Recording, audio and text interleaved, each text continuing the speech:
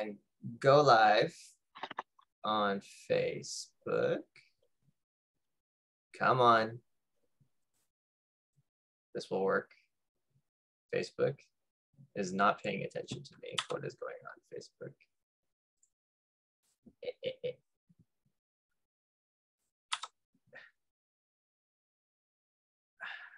Technical difficulties as I get Facebook to accept this go live notification.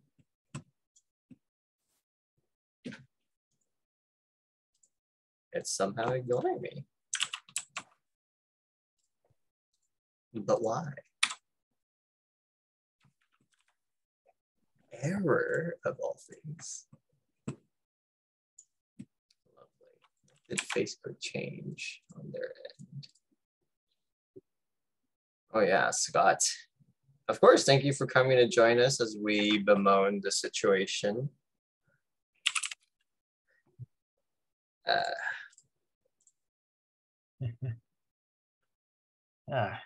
Thank you, Scott. Coming too. I like the elite group with the specific webinar links. Okay. Preparing the live stream. All right, let me just quickly introduce us, or mostly you, for those who are joining us for the first time. Welcome to our August 2022. Wow, it's been 2 years. Okay, August 2022 jobs report and inflation recap. We hope you are doing well, don't have COVID. I guess the current craze is monkeypox, and are, you know, I guess since it's Bay Area, you're surviving the heat wave. Joining us is Dr. White, an associate professor of finance and endowed Bank of America lecturer at the University of New Mexico. He has a very impressive resume that I'm not gonna espouse too long here, but we're gonna jump to the fact that he's very well qualified to talk about jobs, finance, economy, everything. And he's got years of experience, and this monthly talk has been running for almost a year now. And then today we're going to be focusing on catching up on the past quarter of missed jobs reports and inflation updates. And I got to peek ahead. So a little about student for loan forgiveness and some immigration issues, I think is what's going to be touched upon. With that being said, on to you, Dr. White.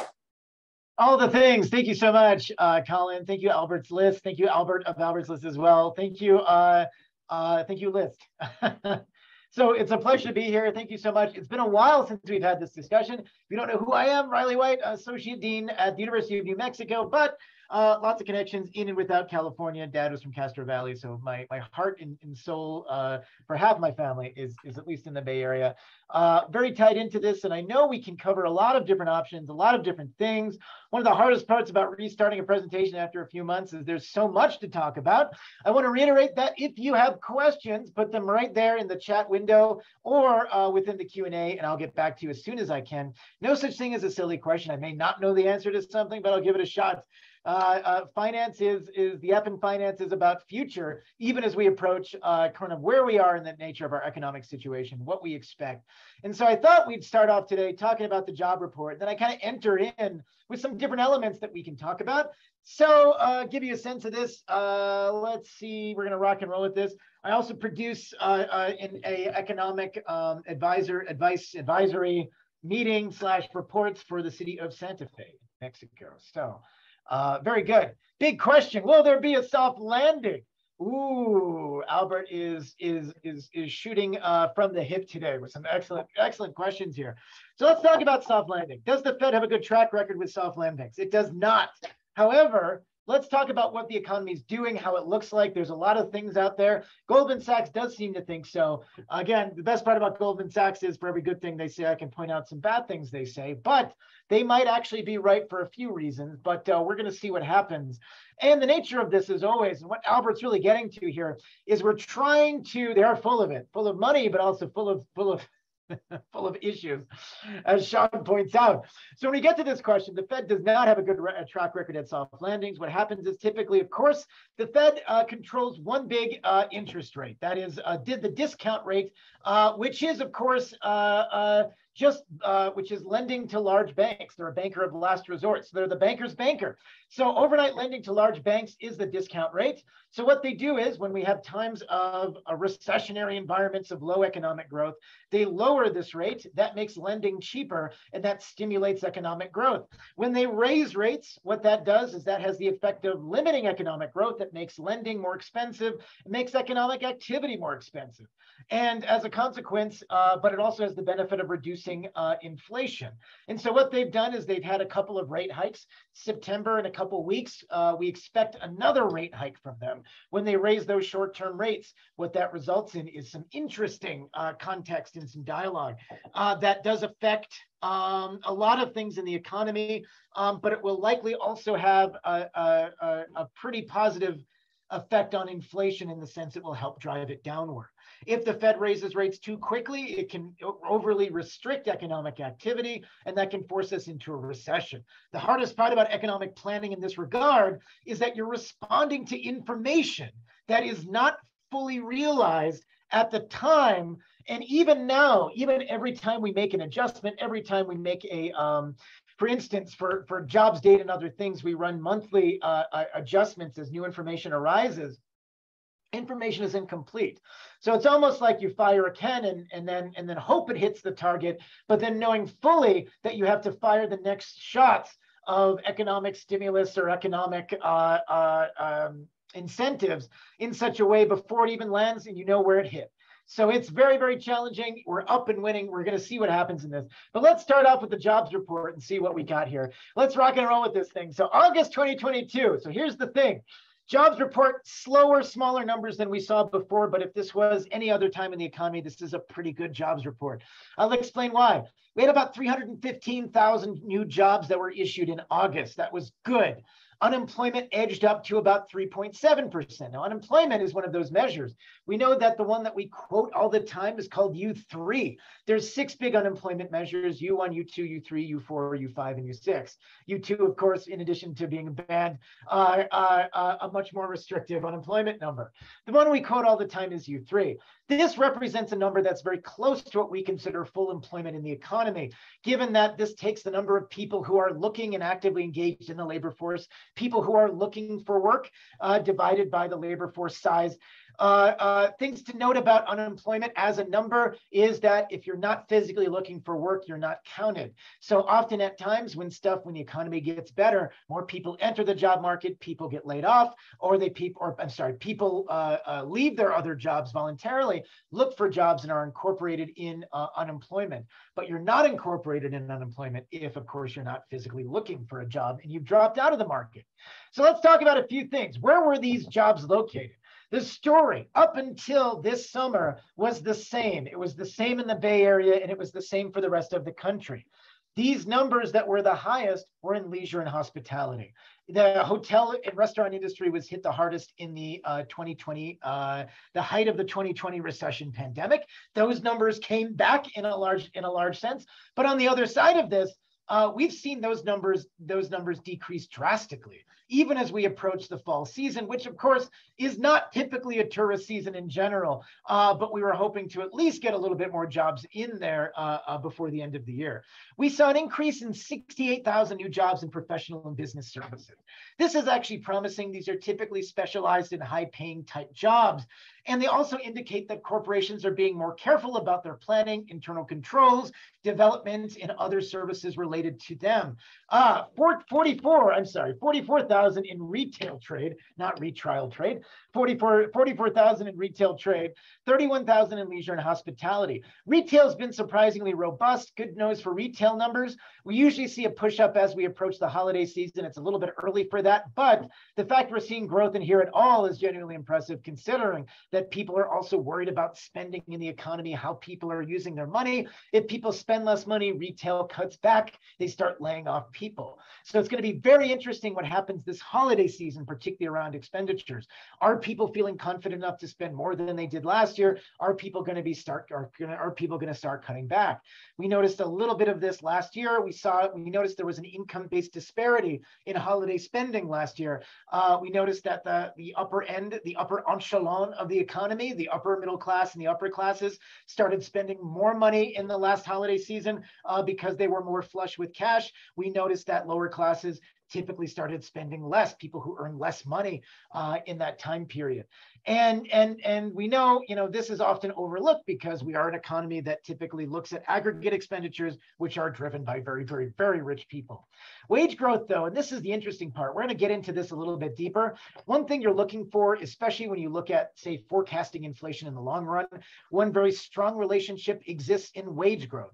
If you pay people more money, companies can charge more prices. But we're still seeing wage growth languish. And even compared to our last May report, annual year-on-year wage growth is actually below where it stood earlier this year.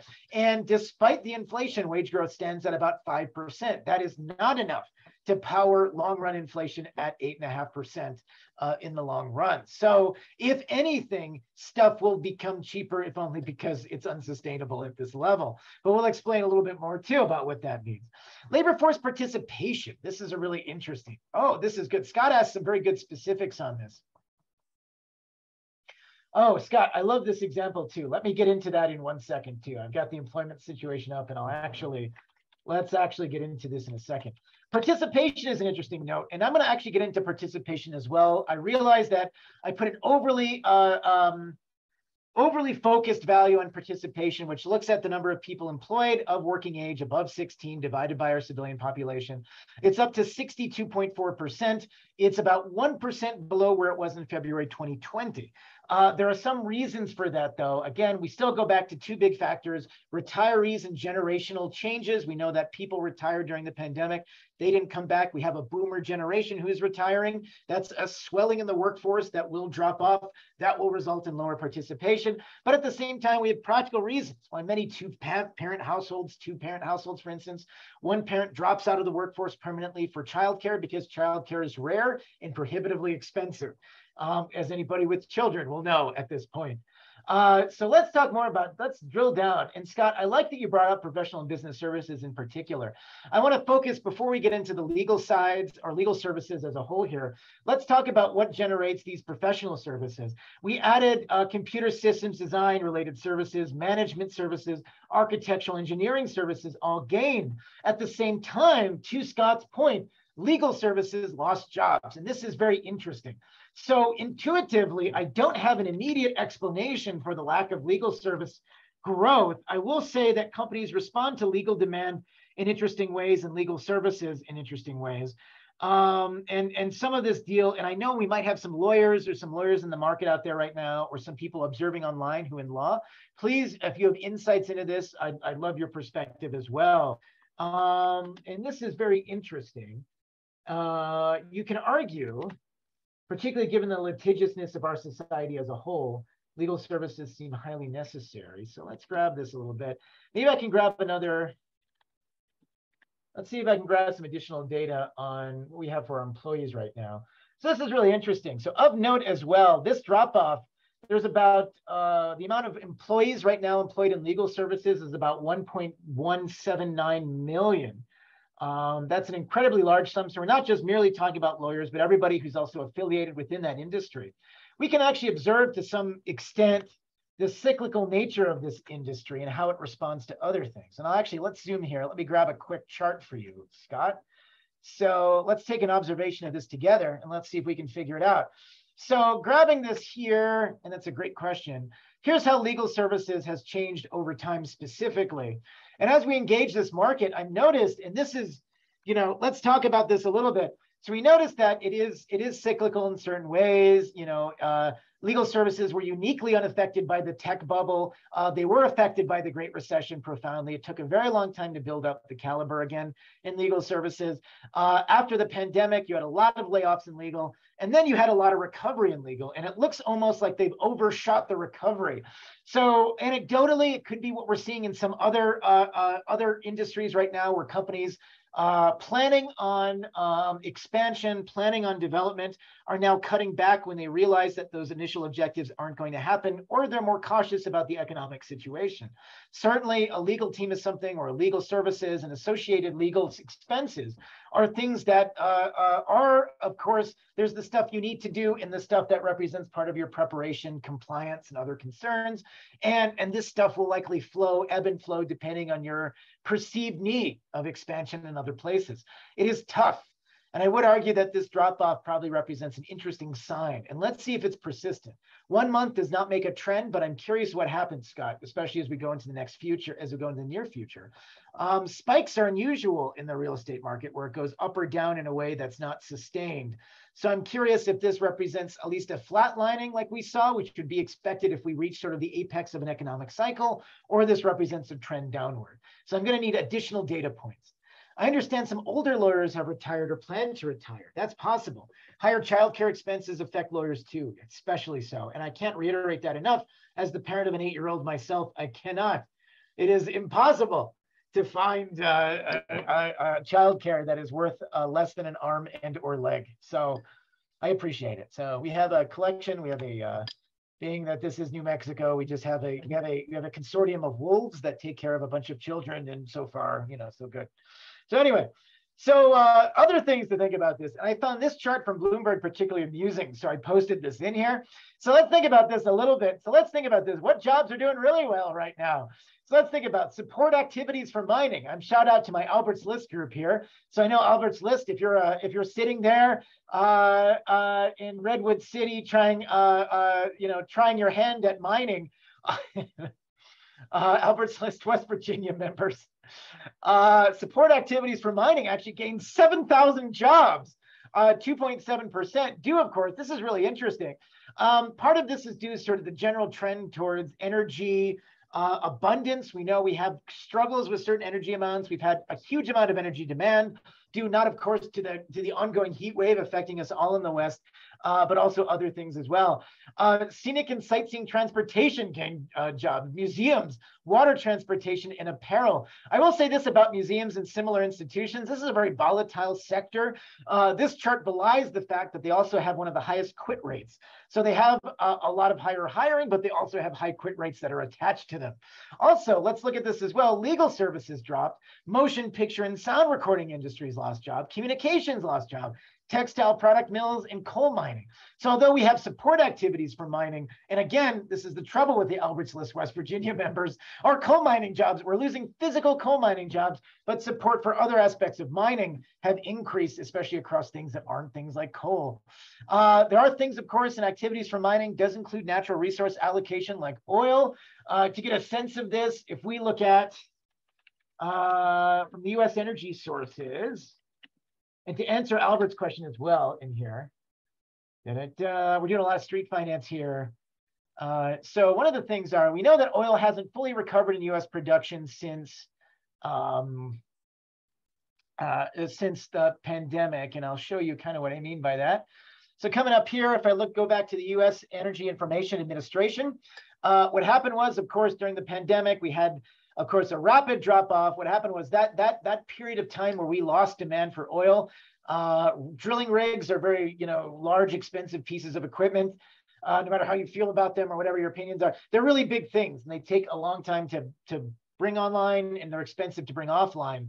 And you kind of have to store them, and you have to do other things with them. And so they're coming online pretty steadily, but the growth rate isn't kind of what we saw in kind of the 2010 run up. And this is very interesting, but we are still seeing growth to that point. And a lot of that, the continued high prices in oil, although not what they were, are enough to continue to populate this market. And I say this, of course, here in coming from New Mexico here, where we have the second largest oil producing state in the country after Texas. It is not only does it fund our higher educational institutions, but it also creates some interesting dynamics at the state that play out in very interesting ways. And the hard part is it does contribute to a budget surplus, but my God, to that point, what do we do with it? So we're like a resource, we're a petro state now. But coal mining, textile product, communications, legal services, all down. Clean coal, not beautiful coal. Oh man, it's terrible. Albert's specialization in coal mining is I think that's an untapped market in this area. So I'm just trying to figure it out. Maybe there's somebody with the mineral rights sitting there in the Sierra somewhere looking at this saying, if only there's a day, if only it was profitable. Measures of participation. So I jest about this. Obviously, of course, we're moving towards a period of wind and solar and all of those things. And so we're seeing temporary run-ups in prices, but we're also seeing what happens is we're going to struggle with this over the next 10 years, the question of how to provide adequate energy for the economies that we need energy in, but also to do it, more cleanly and other things. And I think we'll have increases in battery technology and power management and involving in places that will help alleviate some of these problems in the coming decades. But it might be a rough ride. And as you know, anytime where you have incredible heat like we've seen, we end up into a situation where you run into power shortages. And Albert says, I think what I've hated about the inflationary period is how much blame you can put on the supply side. Yet it's the consumer that gets punished simply for demanding goods and services. That's true. Inflation is, as much as I say, as I can stress, economically, I've always read economists were so very tone deaf in certain things. Like we look at the question to inflation and we know it really affects people, and it really affects them adversely in situations like this, because it becomes a concern where, we can say that yes, inflation does erode the debt that you have on hand, and yes, it gives you more purchasing power if wages catch up and you have a lot of fixed debt obligations. But it also comes with very real costs. And none of this, to your point, yes, you're absolutely right. None of this is your fault, but Jerome Powell will make you believe it is, and he will make you like it. Like this. I like that. I like edgy Albert, edgy Colin, edgy Albert this time around. Edgy Albert and edgy Colin, actually. Your suffering is transitory. That's very funny. I'm going to use that one in my next class. People won't take that well. That's pretty good. All right. So let's think about participation for a second. So we struggle with the question of participation, and it's hard to gauge where we really are. So if we look at labor force participation in aggregate from FRED, which is the Federal Reserve Economic Data Series, always Google FRED, always Google data. You'll get a lot of good data. It is very fun and exciting. And they have this beautiful, I have a FRED t-shirt. I visited their data center in St. Louis last year. The highlight of my life. So FRED is very fun because they have this sort of, they show the participation rate. We saw an increase in participation rate very solidly throughout the 70s, 80s, 90s, and 70s, 80s, 90s, and today in 2000s. And it went up very solidly for a very long period of time. And the reason that it went up so much is we had, of course, women entering the workforce in mass. We had, of course, baby boomers entering the workforce in mass. And the combination of those things led participation rates to their absolute highest around the year 2000. Since then, we've been on this sort of downhill slide. When a recession happens, we never recover those jobs back, typically to the same level we are before. And some of this is due to certain structural changes. Here, to get a sense of this, things you aren't included, participation rate drops. Participation rate's a very aggregate number. You're looking at the number of people in a labor force divided by a population as a whole. So we have an increase in people who are are out of the workforce due to disability, an increase of people who are out of the workforce due to retirement, just because of the physical percentage of our population that are getting older. And so when we boil it down to it, how well is the economy doing when we focus on what we call that core area, 25 to 54-year-olds, with our regards to the employment to population ratio. And I'm speaking to everybody in Albert's list. So even if you're beyond this age group, either before or after it, this is a good gauge of sort of the aggregate strength of economic recovery, because there's been a lot of question. People have said, oh, people are in graduate school, or there's other reasons. Competitively, if we look at a much more nuanced estimate of the participation rate, we're almost exactly back to where we were before, and where we've sort of topped out in other cycles dating back to 1990. So if we remove that generational retirement component and focus on sort of our generational sense, and we've seen sort of a number hovering around 80%. after reaching a nadir in April of 2020 of around 69%. So Scott points out the 25-34 age range is our biggest demographic on the list. Yes, Albert, I'm speaking of them, 34, as somebody who's above the age of 34, but remembers the age fondly. I appreciate that.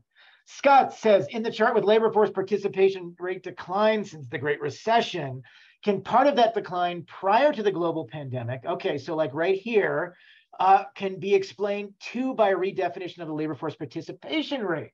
That's a very good question. Yes, so you're looking at a technical definitional change. So in this case, maybe, but I would argue that if I'm comparing any data to any data, the assumption is that Fred is using the same consistent data, or you're looking at the question of whether they're collecting people on the labor force the same way. Possibly, but I think I'd have to look into that in more detail. And I'm not sure on that one. That's a really good question because I could see that number being this. Boomers don't want it. Albert knows where I'm going with this. So Colin knows where I'm going with this, I should say. I always see Albert first, and I never read the second name. So Albert's list, Colin, Albert. So when I look at the labor force participation rate, you should reflect this data should be considered to be roughly comparable, but really it's a demographic concern. We had the biggest single bubble in our population was, if we did a population pyramid, was in the boomers who were doing it at this time. And those boomers have since retired. And as Colin and now Albert have reiterated, so wait a second, boomers don't want to work anymore.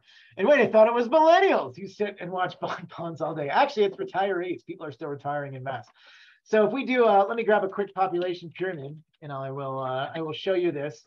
There's some really surprisingly adept. There's somebody out there, there's an IT professional who's been running the very capable populationpyramid.net website for years now. I don't know who they are. I hope they're watching.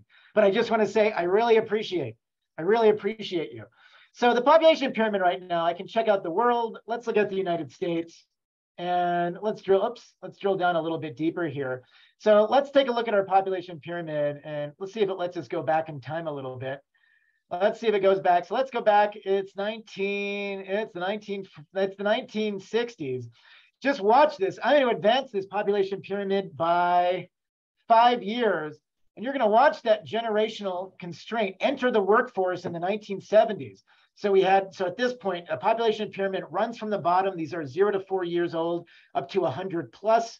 Let's use this data. On the left are men, and the right women. So let's start 1974. Let's see how this population pyramid changes. Watch that bubble of boomers pass through the economy. 1989, 1994, the year 1999, they're operating that fundamental 25 to 54-year-old work phase.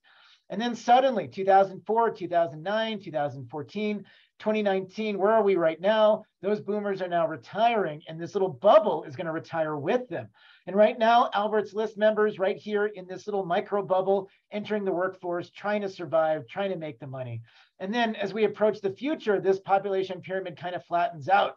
By the time we're doing, where the robotic head version of me is doing an economics talk in 2092, population pyramid looks pretty flat. It likely won't be flat because there is going to be anticipated changes and growth rates and populations and all these things in the future, but it is flattening out pretty quickly. And let's go back here.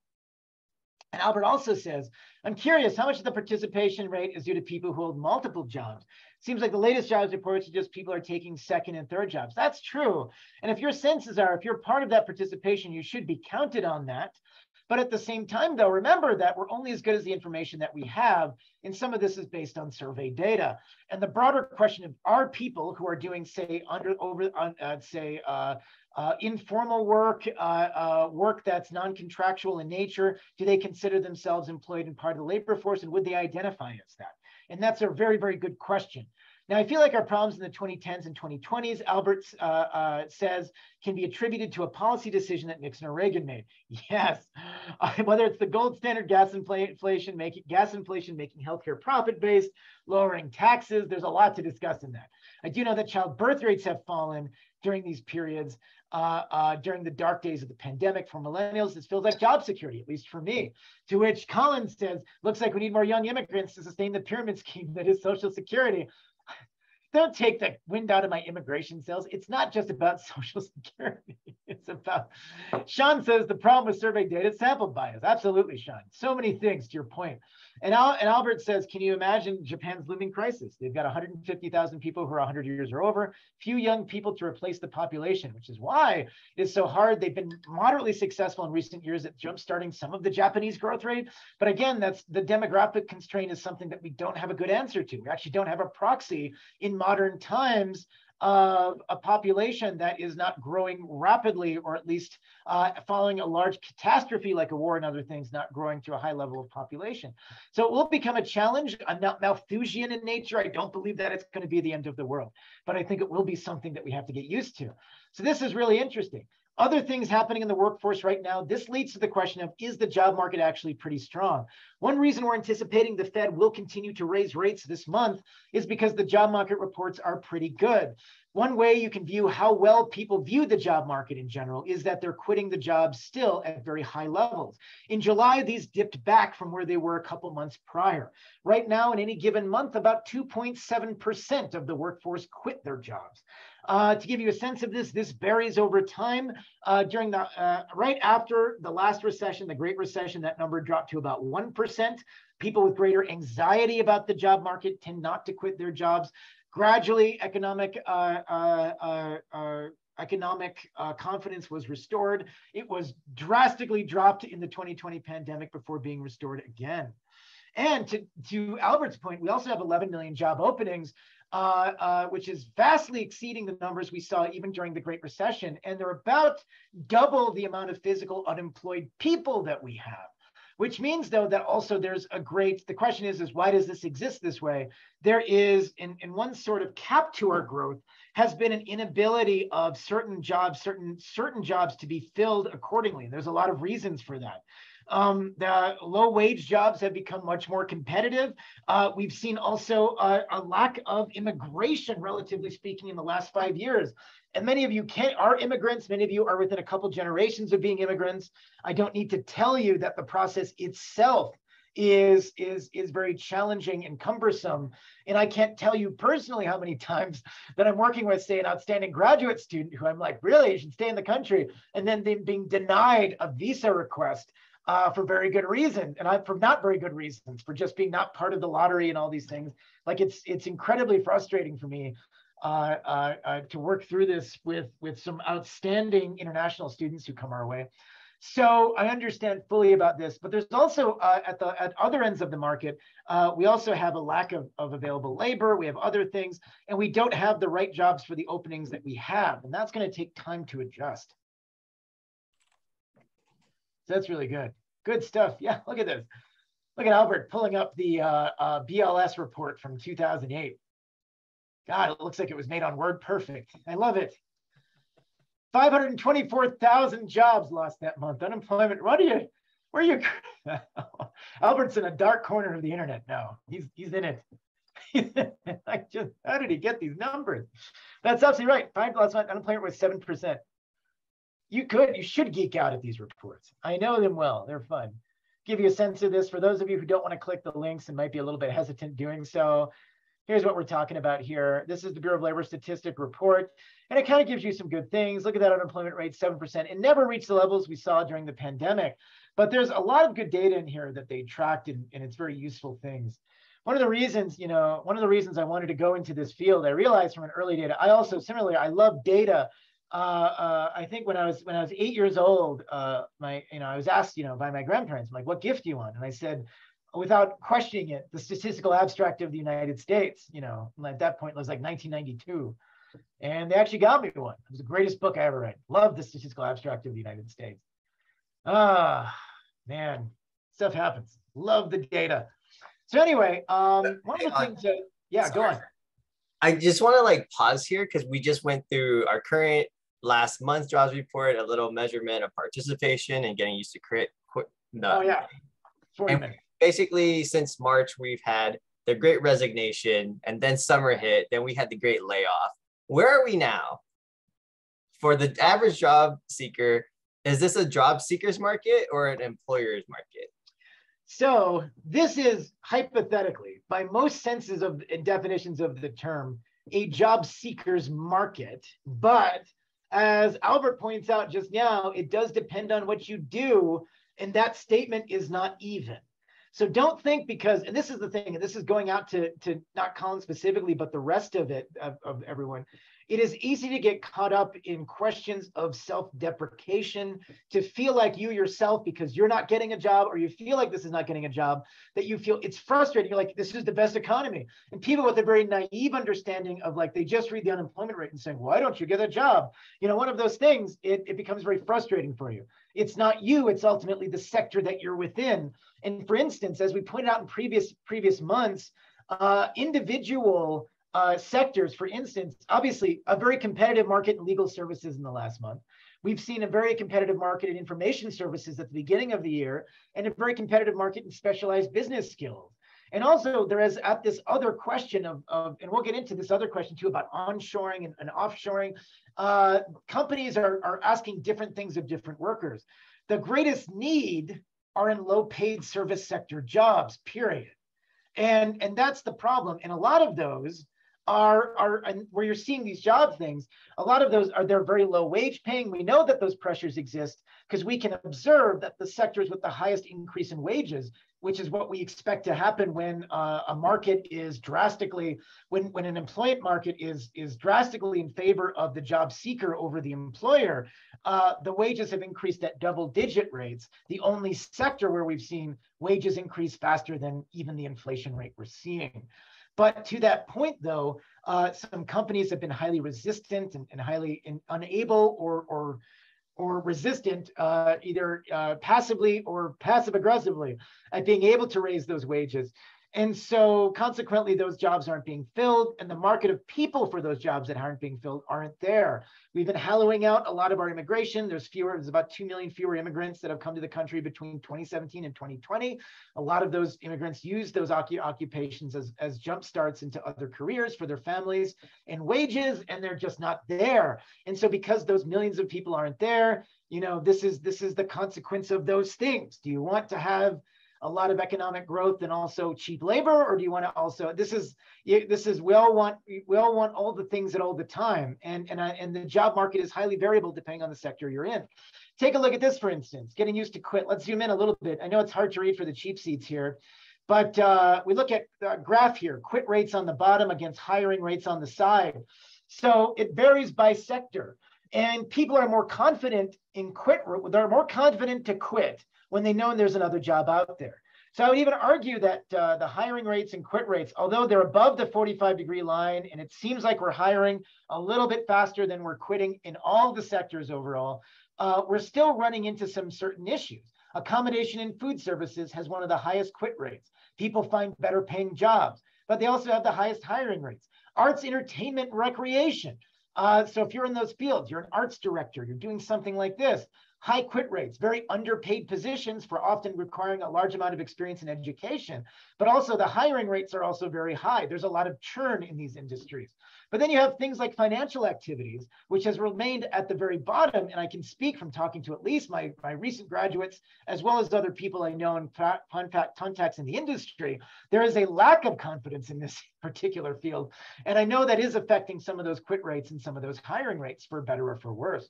So everything is related, but it's very interesting how this plans together. So one thing, of course, is as 30-year mortgage rates. And the other thing is, and this is great. And Albert drops mortgages in here. If you're on mortgages, fintech, pandemic, consumer goods, and you're probably hunting for work, ooh, mortgages. So if you're a mortgage lender looking in that space, you've had quite a ride this year. You went from being on top of your game early 2021, late 2020, mortgage rates bottoming out mid twos as a percentage. I even bought a house at that level. I said, 2.5% is a good mortgage rate. I'm going to keep it. And then as soon as you get that and rates go up, you get 1,000 emails. Have you thought about refinancing? Would you like to refinance at 6%? How about 7%? I'm like, no, I don't want to refinance. I'm not. Thank you for your email. Have a good day. I will underperform in your portfolio for the rest of your career. So I'm gonna hold this. You can claw my mortgage from my cold dead hand. Anyway, so one of the things here that you have to think about is the increase that we've seen in mortgage rates. And if we go this as well, and let me drop in some Fred on the 30-year mortgages, this is having a tangible effect in some prices. And you've noticed a little bit of this at the high end in the Bay Area. And I know that, oh my gosh, this $4.4 million this one-bedroom apartment is now only $4.3 million. We've turned a corner. But I know that there's a lot of sources. People are really hungry for some kind of correction in this market. The Bay Area saw less of an increase than other parts of the West involving the last time, but they're already the most expensive place. So one of the things we look at here, we saw this little bump of mortgage rates. 30-year mortgage rates across the United States since the 1970s, they shot up with rates in the 80s, generally on a downward track, reaching a nadir late 2020, early 2021. Now up above 5%, reaching 6% recently, the highest we've seen. Basically since right before the Great Recession, or around the Great Recession. This does have an effect on housing. Housing has been one of those things that have been very fascinating. The key with this number is to imagine is we're seeing more downgrades than upgrades with regards to our home price values. And it's not a catastrophic position as it was in 2008, where you had a lot of undercapitalized banks operating in a space where they offered mortgages that were floating rates and were not prepared for the increase in 2006 and 2007 that we saw in those rates. Not the same environment, not the same game. We are in an inventory crisis. We don't have a lot of inventory. The reason house prices remain high despite mortgage rates dropping is the fact, primarily speaking, we're looking at increases across the board we're looking at not significant increases in housing inventory. And builders are being cautious into that. I suspect that we'll see some more of this, and I suspect that this will even out a little bit. I'm hoping one of the places I'm most optimistic about for housing is that I think it will, growth rates will decline if that results in an actual way where we're on the other side of that hill and it makes it happen. It is a very, or it actually results in some tangible declines. So they have identified, and I'm very hesitant when I look at, say, and I'm trying to think of something specifically, where's that report I was reading the other day? One of the large financial services providers looked at the question of housing across the country. They identified a whole bunch of overvalued markets, but a lot of the reasons we have overvalued markets is there is insufficient inventory. And people don't really know, people don't really encapsulate what that means. You have to physically, the most surefire way to reduce housing benefits is to build a lot of them. Fight people on this one. But this is a really good question. So Albert, Colin points out 5% on 1 million is a lot more than 10% on 100K. You're right, in absolute terms. I'll take a 10% mortgage on a Bay Area house for $100,000. I like that. That's anyone want to take Colin's devil's bargain? Is that one of those things? Is there a mortgage lender that says 10% stream of income, potential refinance? I think you've invented a whole different type of contract. So let's talk about inflation too. This is not about housing. I don't want to get loud into this. There's so many other things that we're going to go through. And I know we're already 45 minutes into this show, and I appreciate all of you for hanging on. I know I'm talking fast and doing all those things. So let's think here. So let's think of inflation. The other thing to watch out is how particularly these Fed rate hikes have an effect on inflation. There's different measures for what inflation means. And so CPI, the Consumer Price Index, is the most representative measure. What CPI does is it takes a representative basket of goods that normal consumers buy.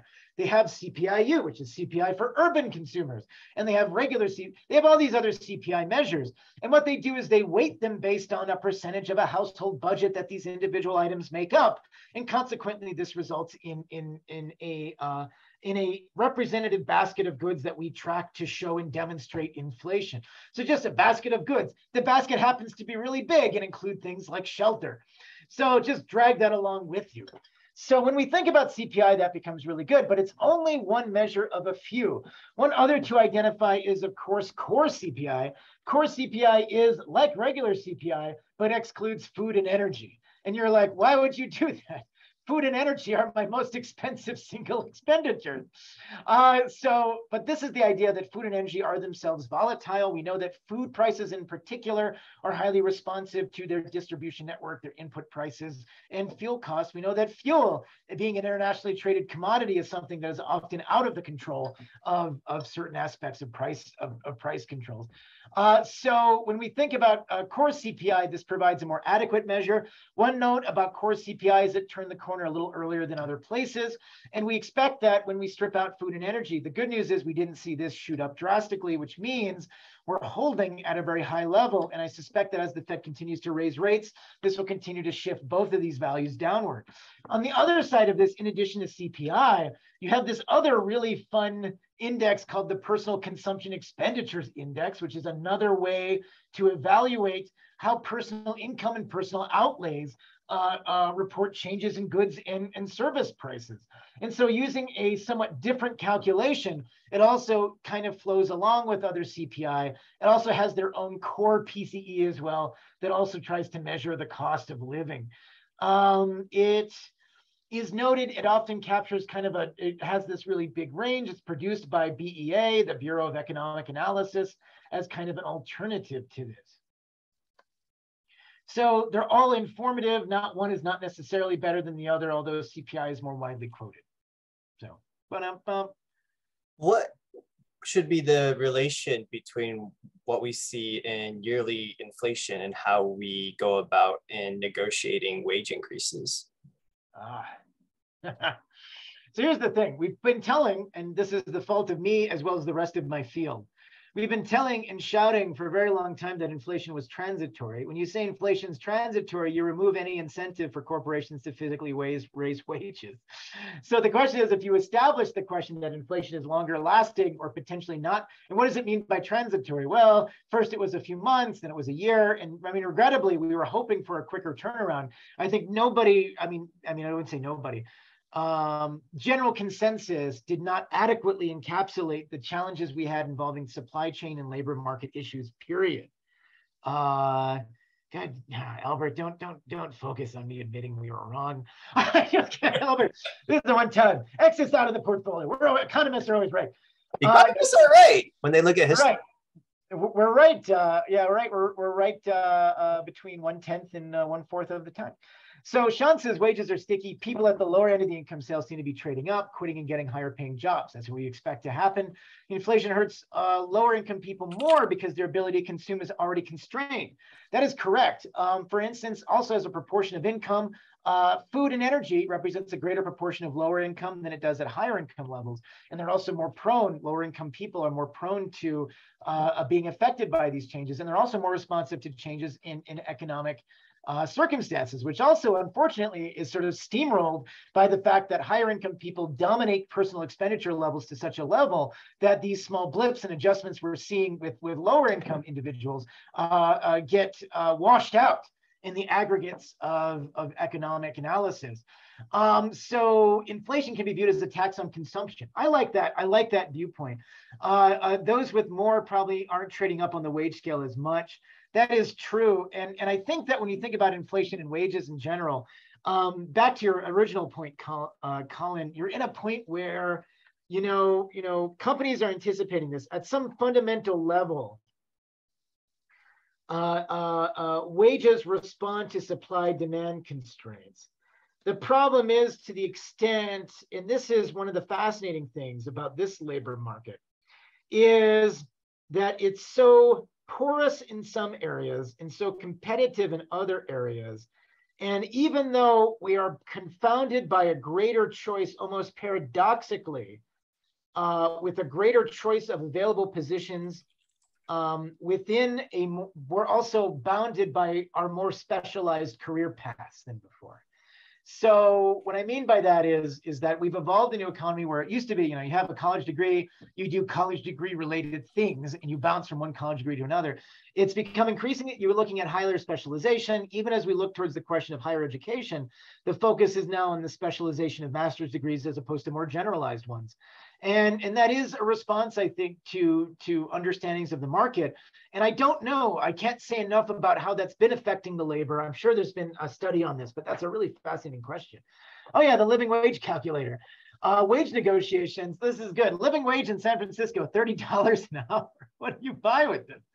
Is that if you like share a car with someone and you like live in it for like 10 years? I used to live in a car when I was 18. It was terrible. I don't advise it. So anyway, wage of mythology. Let's talk about this. This is the bottom line I want to focus on leading up to Colin's point. Wage growth shows no sign of accelerating in 2022. So one thing we were looking to follow with the question, and this is a double-edged sword. If wage growth accelerated, I would be much more, I would suspect that inflation would continue to go up regardless almost, and the Fed would have to behave more drastically or something. It is very hard, but wage growth has not been growing. It has not been accelerating, and 5% does not an accelerant make. So it's going to be interesting how this responds as the Fed clamps down on inflation and as inflation drops. Will wage growth remain robust? And I think it will for certain sectors, but at the same time, I think there's a real risk of the Fed overshooting and that ultimately affecting certain aspects of the job market, which we're seeing kind of a little bit, but might be even more profound as we approach the winter. So I'm really interested in follow-up economic discussions we have. Yeah, 3081 doesn't buy you much in San Francisco. 40-hour work week. Ooh, boy. $1,200 a week, 60 grand a year, minus taxes, other things. You end up in a situation where you're struggling. It's really hard. I don't know. I don't know how anybody affords anything. But student loan forgiveness, quick notes. I'm going to tell you, that's why all my neighbors out here are from California. So student loan forgiveness, quick notes. So let's think about this. This has been a really big part of discussion here. And I want to like touch upon this to see, I'm testing the waters of the Alberts List market here involving this. And this involves, I'm taking a different perspective than what you've heard. We've all often been asked this question, I was interviewed for this for a news station, and I don't know if they actually published it or not because I gave such a long-winded and horribly long answer that I don't know if they just spliced it together. So long story short is that, so when we think about why does higher education, I mean, this is something from the Kentucky Center for Economic Policy, but it's mirrored basically everywhere in the country. So if we look at the proportion of money that, or how we look at higher education being funded across most states in the country, we've seen a shift from a majority of it being covered by state or public financing. I'm speaking specifically of public institutions, not private, but they are related. Often, even if we look at, say, the way that private and public tuition reflect and respond to one another. But let's talk with public institutions, which are near and dear to my heart as a public university graduate. So one of the things that we have to grapple with in institutions from an academic perspective is that the cost system, and I would argue actually since the 1960s, has shifted from being one where much of university costs were sponsored by a state or other entity, mostly a state in this case, and that's shifting directly into students. And there's been, rising costs of higher education are a problem, but you're also getting less funding from the state, and you're in kind of a very challenging trap. If you're very successful at generating income, the legislatures of these various states give you less money the following year, or they don't increase wages. And so colleges then pass that on inadvertently or rather intentionally to students.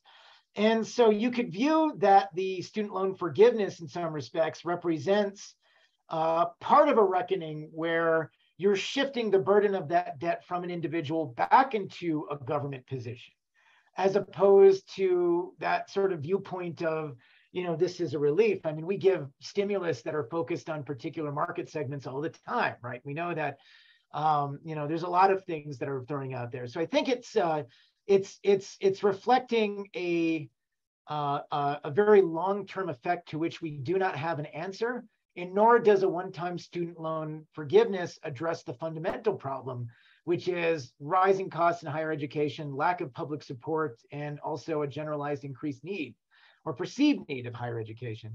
And whether or not that's true or not, I think there's a lot of things we can do across the board to make jobs in general more competitive, from offering more competitive trade schools and reducing sort of that built-in thing. But this is a fascinating thing. Colin, you have a question, I sense, or a point. Yeah.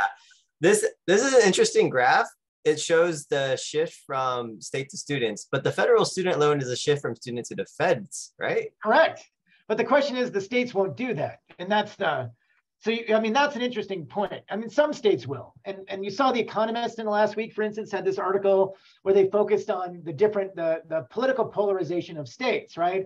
And they brought up California and Mississippi. California, the politics had never been more on one side, on more left-leaning, and Mississippi has never been more right-leaning, relatively speaking. And the distance between this at the state level is profound. So you might expect that this will shift for states that are able to and can afford to. This might be part of the ongoing discussion in certain viewpoints of how we finance public education within states. But also, you know, in those absence of those things, it's a very uneven plan across the country. And some states are very detrimental to this.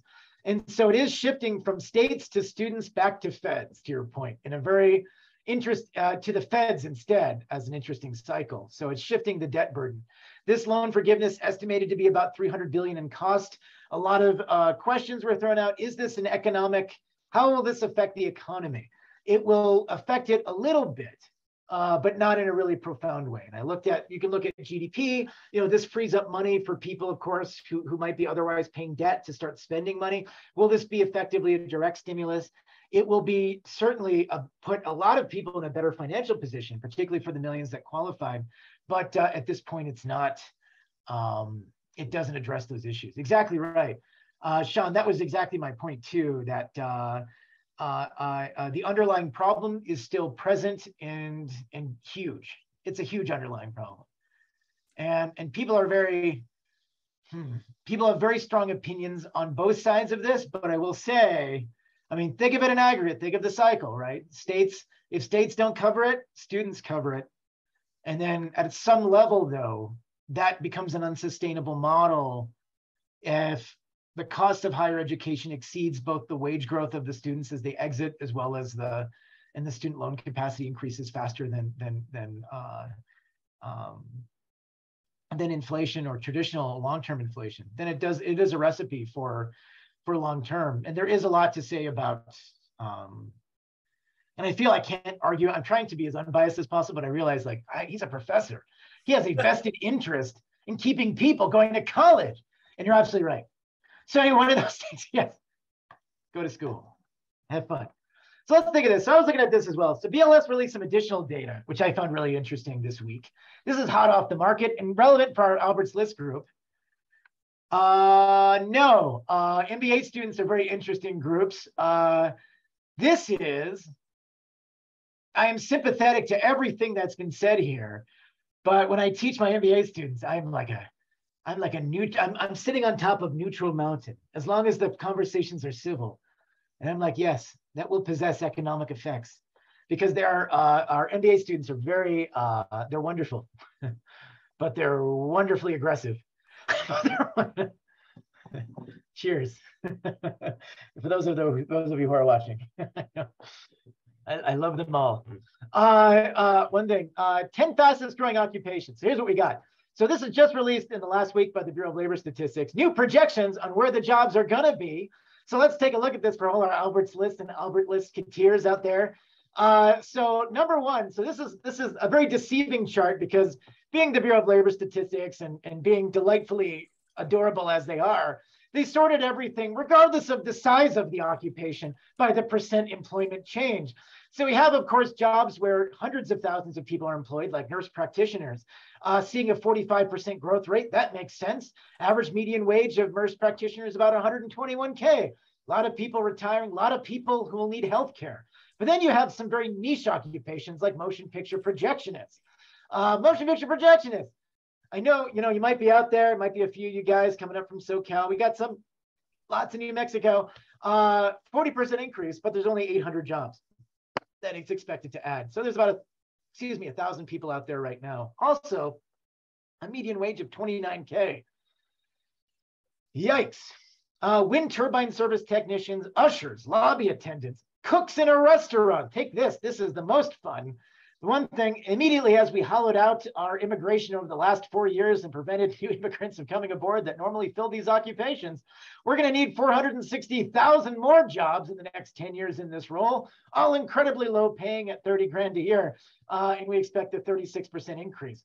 I suspect this will cause some reckoning in the restaurant industry regarding how they view labor costs, but I don't know to what level and how that will be passed on. Robots, Sean, I know I'm waiting. I'm all for a robot. You know, I would love more. I want more capable robots, but not like the diabolical AI ones, the ones that, you know, you all work for and you build towards comparative AI systems that don't want to take over the world. That's awesome. But also data scientists and information security analysts, kind of going down the Albert's List way. This is true, and this is consistent to other things we've been reading. One of our graduate programs in general, other things we look to expand. Before I was an academic and I talked like a non-human, I was a banker and I did have clients and humans that I talked to. But data scientists and information security analysts, particularly cybersecurity in general, all of that stuff, if that's your specialty, you can rock and roll it. You can expect some growth in this future. I really hope that you're seeing growth. I really hope you're seeing demand out there. If any of you are online, I hope you're seeing what we're seeing on paper, which is a lot of this right now. For instance, the government is offering grants across the board to fund cybersecurity programs. If the students, they'll fund your education if you agree to work for the federal government for a period of time. We're a recipient of one of those grants for our master's in cybersecurity analytics.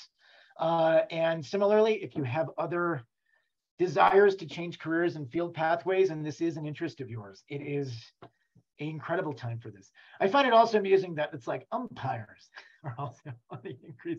I have no rational explanation for this. I don't know what percentage of the Albert's List demographic consists of sports officials and other such people, but look at that, 31% increase. Probably to keep up with the increase in athletes. That's right. That's right. That's a good way to drive down ticket costs. We need more athletes. We need 100,000 people playing.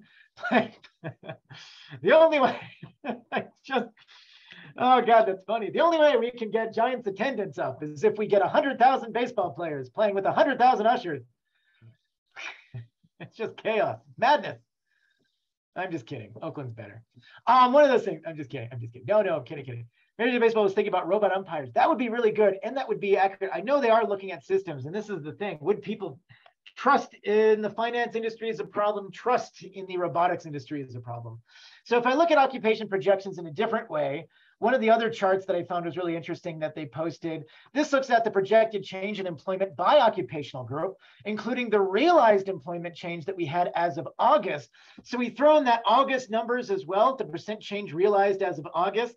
So how much of that percentage growth rate have we seen already? We've already got a lot of the food preparation and service, but we also have legal, we also have things like arts, design, transportation, solid growth upon a lot of sectors that we're seeing. So where's the unrealized gains? Where are the things that are blue, the projected percent change beyond the realized employment change? Healthcare support, community and social services, legal, healthcare practitioners. Goodness gracious, healthcare, all the way down. So expensive industry, lots of hiring, lots of demand. Places where we're seeing disappointment in the future: office and administrative support, production, sales and related, farming, fishing, and forestry. If you're sitting out there and you're sitting in, I don't know, you want to open up, you want to be a fisher person out of Sausalito, and you just want to buy that boat and just harvest things, it is not anticipated to be a good market for you in the next few years. Sitting on the dock of the bay, but not making any money. All right, so next on the word, I'm gonna have a lot of angry letters from the fishing industry. You're discouraging our best people. They all came from Albert's List. No, how about our marketers, software engineers, and product managers? That's a really good question. So this is really interesting, and there isn't a good marketers. You're right. I have not done enough. I should really do. What is my opinion about the marketers? Let's bring up the report. Let's talk about them. Let's talk about the marketers. Have they thought about a job in wind turbines is what I ask. So let's think. Software engineers and product managers. I like those three very different things. Okay. All right. All right, Albert, touche. I see the request. Let me bring up the chart. Need more energy. Gotta get these wind turbines working. Just blow on them, blow on them. They're gonna do it. It's gonna be fine. The hard part is it's great. It is a fantastic thing. I don't know. I think it is a thing. We're gonna enter this. We're in that awkward growth phase now, but it is clearly these things. Everyone needs more fans. All right, so let's look at this. So I know this is growth. So job outlook, 19% growth for marketing research analysts in particular. Going down the line here, and we got these other things. Let's do software engineers. I know we have a lot of them, and your jobs are, they can be high paying, and also you gotta have the respect. We have an anticipation of 25% growth rate until 2031 of software developers and engineers, an additional 411,000 jobs. That suggests it's good. I have to double check. I have to see what, this is the thing, they're left out of the comparison table for how much we've gotten so far, but also very optimistic. That's a very much faster than average anticipation. And I think you'll also benefit from what we're going to talk about next, which is the reshoring benefit too. But maybe not. Industrial production managers. Maybe we'll kind of flip and we'll outsource our IT stuff over abroad, and we'll end up doing the more labor-intensive stuff here for reasons that we'll discuss.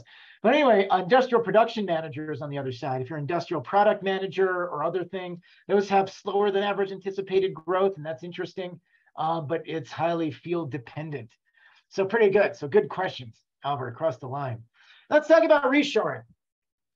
So reshoring's been a thing, and Sean and I went back and forth around this over email recently. So I want to shout out to Sean here on this. So let's think about this. So reshoring, you've read about this, you've heard about this, you've talked about this. Catastrophic supply chain issues we started at the beginning of the pandemic. Supply chains up until this decade, and I mean this from working with, being with, thinking of supply chains in the respective research. It has always been about questions of, it has always been about that very lean supply chains, that very long, almost like a long chain, all the way from a true chain, from the manufacture of a product to its final sale. And often what we found out is those links are much more vulnerable than we had otherwise imagined them to be. And I also want to reiterate that we're sort of seeing a realization of some complex geopolitical phenomena between the United States and the United States' relationship with China, which it has taken from an economic perspective for granted for many years, involving, say, the availability and realizing that many of investments and other things are at the Chinese government's whim as to their ability to succeed and expand beyond certain levels. This has made embarking upon FDI-type foreign direct investment maneuvers much more challenging. And so based upon this international perspective, and I actually talked to a large asset manager in Texas who, one way or another, and they run an ESG fund. And I asked him, what is your thought about reshoring? What is your thought about this?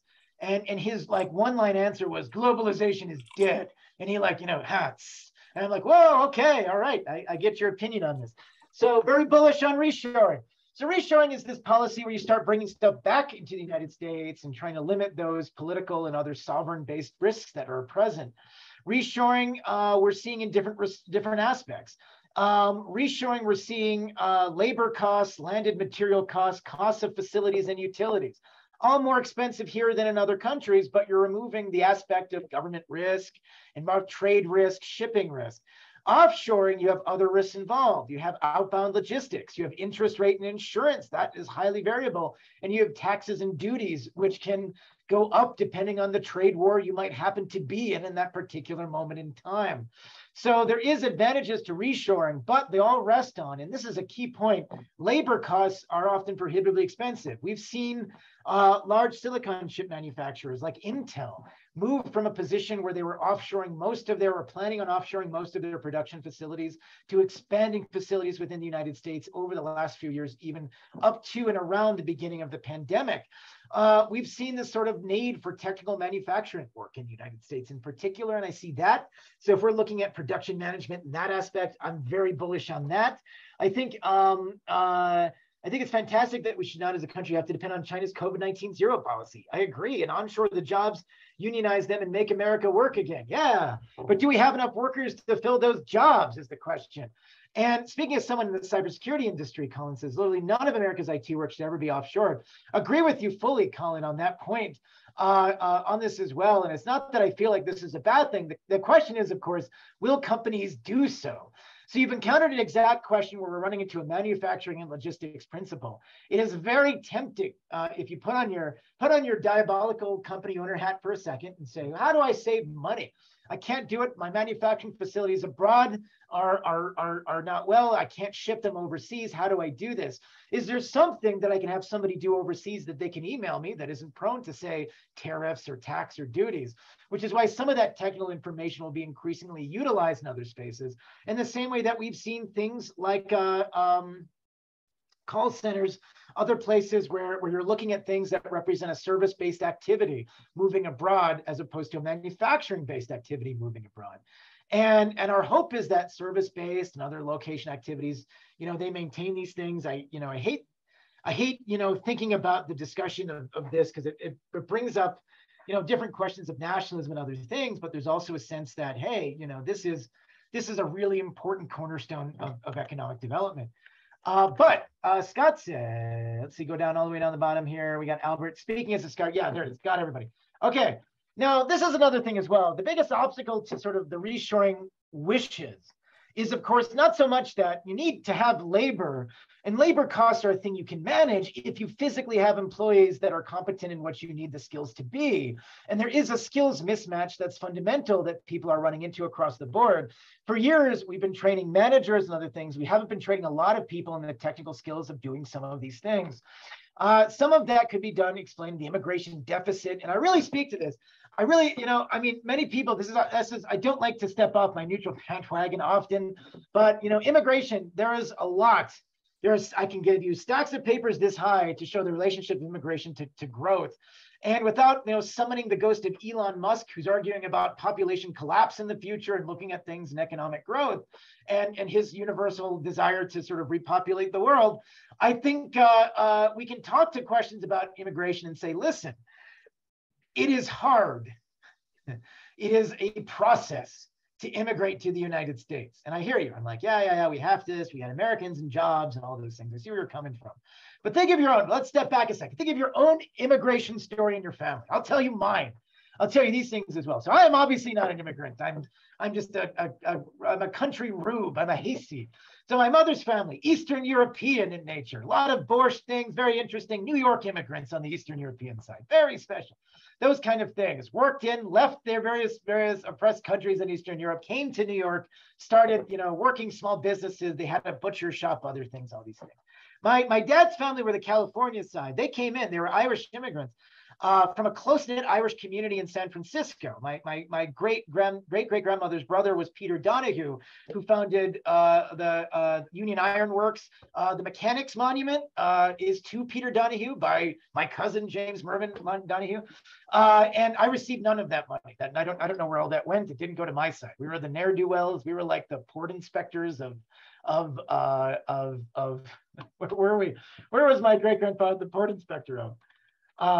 Anyway, I have to look it up. But I feel like a place that is not known for ports. I think it was San Rafael somewhere.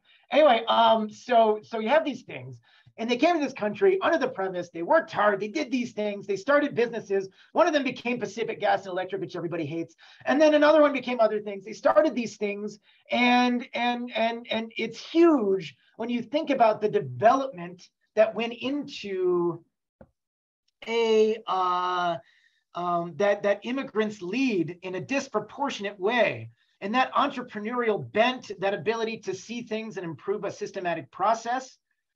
Yes, Sean Reilly. My name is Reilly after Sean Reilly. actually. It was named after Sean. It was it's a small fact, unknown fact about this. I actually don't know. I feel like I don't know which one of us is older. But one of those things is that's what I tell people on the street, Sean. So one of those things. Hey, Sean Reilly, that's my namesake. So it's a thing where you end up with you have a mechanism in this country to fund an entrepreneurial generation. And when we look at the sort of net costs of things, and there is a net cost, and I won't ignore the fact that there are costs. We do have proof, for instance, economically speaking, that immigrants do bring in wage pressures among native-born U.S. citizens when they come in, especially at lower income levels. But also the addition of competition and the addition of know-how creates the impetus for economic development.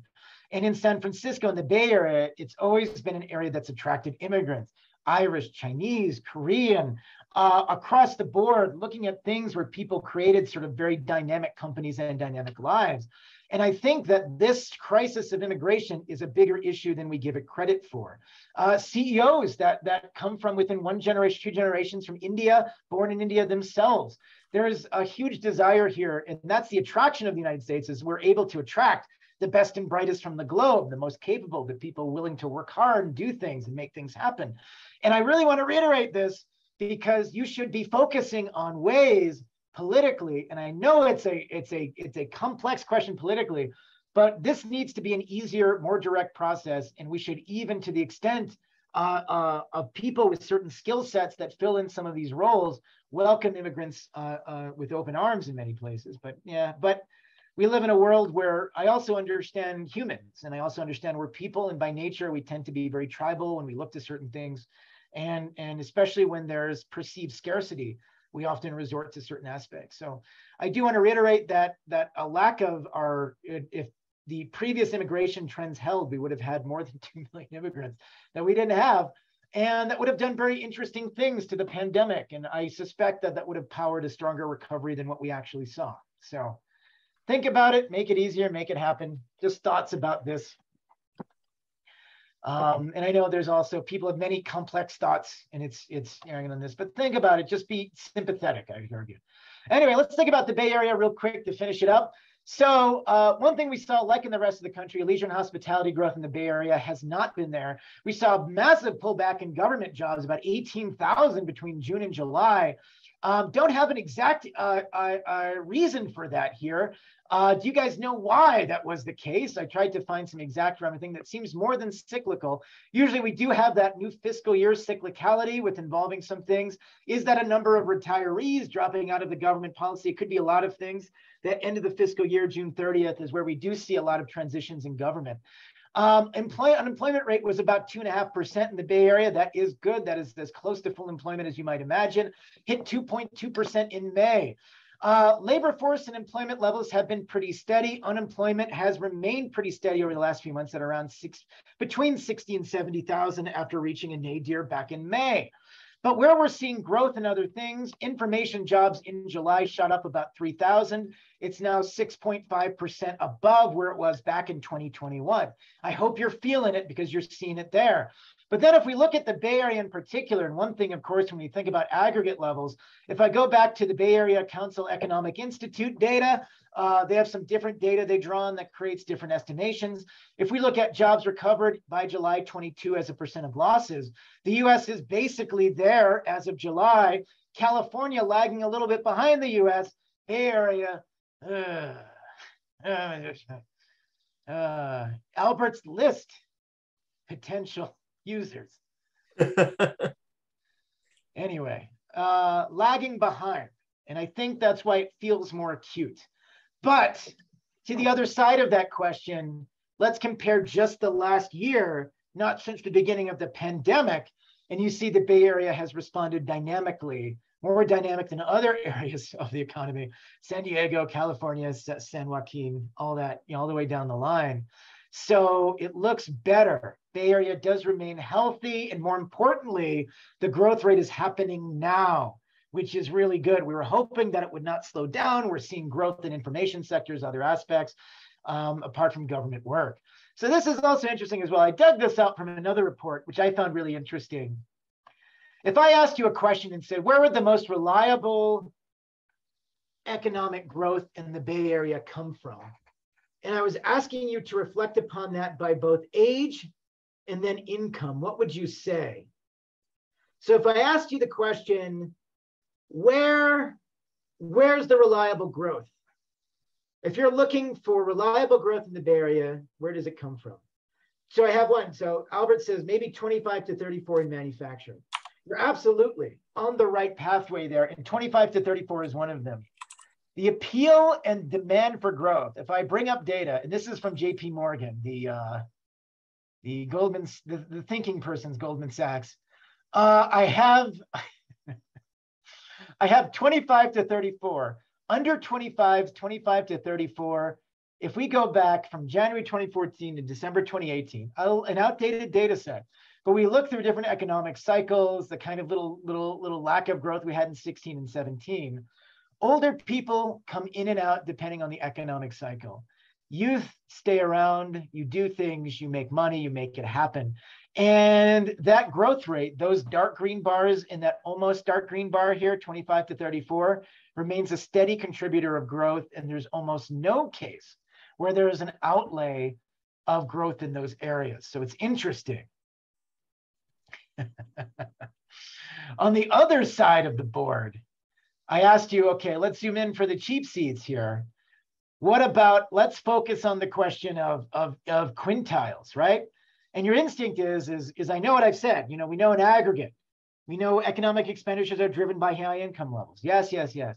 But as a percentage of growth, of the actual growth that's happening in the Bay Area, if we can divide that into the quintiles by income, we know that in good times, top quintile earners drive growth, but they also leave the Bay Area.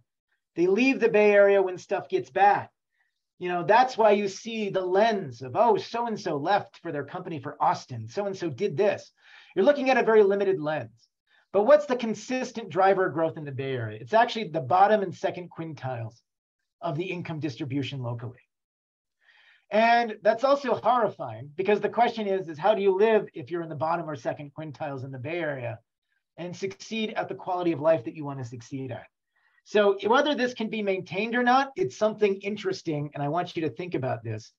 So Albert, I'm going to step out of my political box again and dynamically support your vote for YIMBY measures. I'm aware of the pushback. I read heavily detailed about your council election in San Francisco and YIMBYs fighting hand and foot. But again, you know, you're right. Until Stanford moves to Utah and Sand Hill Road follows, you'll be okay. And that's the thing. And you benefit from this too, but it's okay. But you can still build more housing. You can still, I'm just kidding. I know it's great. I would come back. I mean, my grandmother was a San Francisco State graduate. Her sister went to Stanford back in the day. She was the smart one. But like a million years ago. But like, there's like it's the thing where you end up in a situation where you look at this and you have institutionally all the driving factors for growth in the Bay Area. And you have also, but here's the appeal though, is that this is not a guarantee. This is a 4-year slice. And how do you preserve this? And how do you make this continue livable for your reliable dreamers, your people coming out here looking for jobs, your other people, and not send them home packing in disgust in ways that are profound. And it's hard. I like banana, build absolutely nothing anywhere near anything. Oh, that's good, Sean. I like your contrarian viewpoint there. Absolutely nothing anywhere. You want to build this? No. Does it do good for the community? No. Does it do bad for the community? Also no. I want a perpetual, that's like perpetual conservatism. I love it. It's fascinating. Just keep everything, it's like a museum. That's what, we're trying to do that here in Santa Fe. We're trying to keep it like a museum. But Sean, more countries groups. Oh, man. Anyway, something to think about, but that's what we got. Questions that you have, open-ended questions, no such thing as a dumb question. I know I've extended my time limit. It's almost 7:30. I know we have a few bold participants that are still on board. I chased away a few people with my questions on immigration, I think, but that's okay. I hope you guys are still doing okay, and I appreciate it. Thank you for your discussion. So serious question, Albert says, what do you think the next few months will look like? So next few months, we're gonna look at, so the Fed's gonna increase rates, and they're gonna increase rates at the end of this month. And then we're gonna get inflation data out later this month, next week. And we're gonna see, hopefully, a continued decline in inflation, if only due to sort of the stable or gradually lowering gas prices we've seen. I think this can be maintained. I am concerned over the following information. I think that the Fed will be, in an effort to control inflation, as Jerome Powell has indicated, they'll continue with aggressive rate hikes. I think that right now, if I look at the question of a recession probability, we have a tool that we use, and I'm going to show you what the New York Fed does for this. And the New York Fed has a fun recession probability tool that we use in finance. We take a 10-year bond rate and subtract the 3-month Treasury bill rate. And what this does is this gives us a percentage, which then we can convert into a likelihood of a recession by Treasury spread. So right now, the odds of recession by August of 2023 are now about 25.1%. And you're like, 1 in 4% chance of a recession. What kind of odds are that? I like my odds. That means 75% chance no recession. Reilly said so. Can't wait to call him wrong. So you're saying there's a chance. But here's the thing. This is a good measure. It used to go up to 95% chance back in the early 80s when this measure was used. But this measure has been very effective at predicting recessions above a certain level, and it's not even 50%. Once it gets up into the 30s or 40s, it seems highly likely that a recession's on the table. Right now we're at 25, and you look at that trajectory on that. It is going up, and I suspect it will continue to go up to a point where we might end up seeing a higher likelihood of a recession. Right now, it's a coin flip. I think it might be even more than a coin flip in 2023. My hope is that it's mild. I think the Fed's going to raise rates, but as they raise rates, we're going to see job market effects. We're going to see companies cut back on hiring as they cut back the expansion, and we're going to see and we're going to see some pushback. We're going to see some perhaps rough job numbers as we enter the winter season. And once that comes into consideration, it'll be something where well, let's see. We'll be at a juncture where when the Fed chooses to reach a level where they feel that inflation is under decent amount of control, they seize rate hikes. And then that transitory period between stabilizing rates and then lowering rates in response to the economy, that's going to be really interesting in first quarter 2023. So I'm interested. So I think it's going to be, I think there's some moguls ahead and there's going to be some challenges. And I think we haven't really seen the job market strength is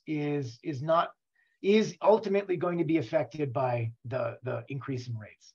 So, all right. So then for a question, I'm not sure I ever asked, who's your favorite economist? Shannon and I are fond of Keynes, while laughing at the aptly named Arthur Laffer. So Laffer, of course, came up with the Laffer curve, right? Which is this idea that if you tax people too much money, they stop paying. And so there's some ideal rate of tax rates. That's really interesting. Laffer has a lot of interesting fans across the world.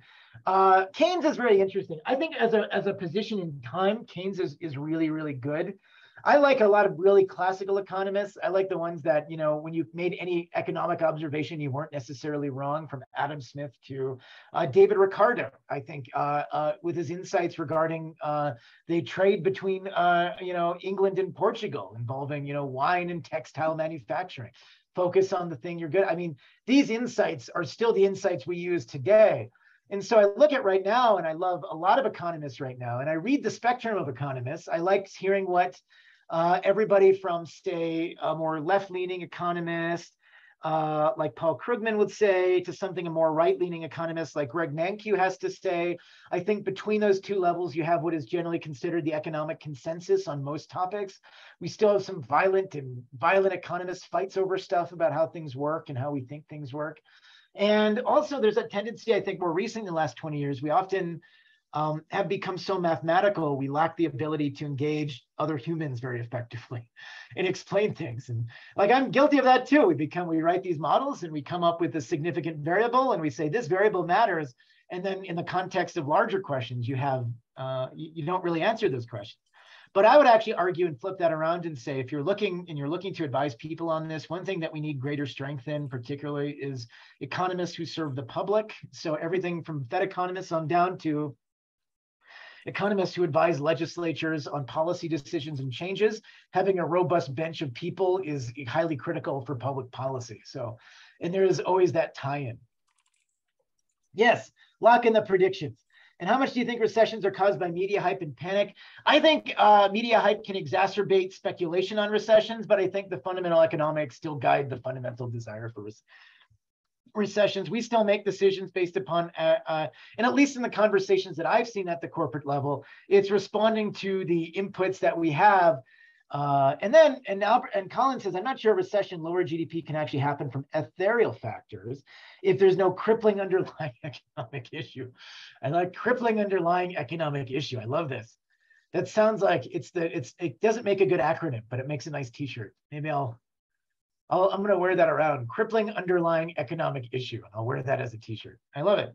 All right, guys, thank you so much. What do you guys think? Any questions? Anything else? Anybody have anything? Lots of Colin and Albert are cooking with Crisco here with Sean. Appreciate all your questions. I don't know. I hope everyone's doing okay out there in the audience. Or maybe there's no audience anymore. It's just Colin and Albert on different accounts. So anyway, that is true. We are a technical recession. Do I buy a technical recession? No, I think a technical. So here's the thing. Yes, having 2 consecutive quarters of negative GDP is quote unquote a recession. But when your inflation rate is abnormally high and your job market and all the other numbers are showing the economy is doing well, I'm not going to be like, that's a gotcha. You're in a recession. You're going to do it. Economy is a whole slew of variables that you have to look at that involve a number of different factors. So my challenge for the people who are like, we're in a recession. We're not really. Does it look, we have a 3% unemployment rate and you're telling me this is a recession? My goodness, you're going to be in for a lovely ride at our next economic cycle. So no, I don't buy it. And I think it's horseradish. All right. Thank you, everybody, for staying with us for Scott. the full 90 minutes. I hope you found this wonderfully entertaining and educative and helps you prepare mentally for the future, whether you're an immigrant looking for a job, whether you're trying to predict your next sector move or how you're going to negotiate for a wage salary increase. I found all of this very fascinating and interesting. Thank you, Dr. White. As a friendly reminder, this was recorded and it will be put online within a week. It's also on Facebook. I'm going to drop a link. We have numerous other events coming up that you may be interested in, hosted by Albert's List. Feel free to sign up for any of them and we'll see you there. And hopefully we'll be able to resume monthly cadence of this specific jobs report. And then we will see you next time.